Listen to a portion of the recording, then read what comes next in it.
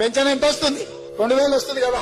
వచ్చే నెల నీకు 4000 నీ ఖాతాలో పడతాయి. డిసెంబర్ 9 నాడు పెద్దమ్మ 2000 కాదు, ఇందిరమ్మ రాజ్యం వచ్చి నీకు 4000 రూపాయల పెన్షన్ వస్తుంది.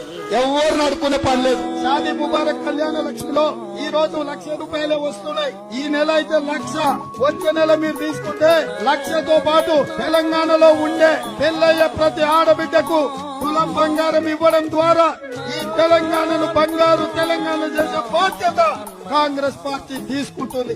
ప్రతి నెల 1వ తారీఖు నాడు ప్రభుత్వ ఉద్యోగికి జీతం వచ్చినట్టుగా ప్రతి నెల 1వ తారీఖు నాడు ఆడబిడ్డల ఖాతాలో 2,500 రూపాయలు ప్రతి నెల ఆడబిడ్డల ఖాతాలో వేయాలని కాంగ్రెస్ పార్టీ నిర్ణయం తీసుకున్నది. చంద్రశేఖరరావుని ఈ నెల పొందబెడితే వచ్చే నెల నుంచి మీకందరికి ఇల్లు లేని ప్రతి పేదవాడికి, పెళ్లైన ప్రతి పిల్లగానికి ఇందిరమ్మ ఇల్లు. మోసం చేస్తేనే నమ్ముతున్నారు. నిజం చెప్తే నమ్మే పరిస్థితి ప్రజలు లేరు.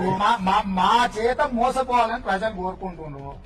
సరే వాళ్ళని కోరుకున్నప్పుడు మాదే ఉంది, రోగి కోరుకున్నది అదే, డాక్టర్ ఇచ్చింది అదే అన్నట్టు ఉంది.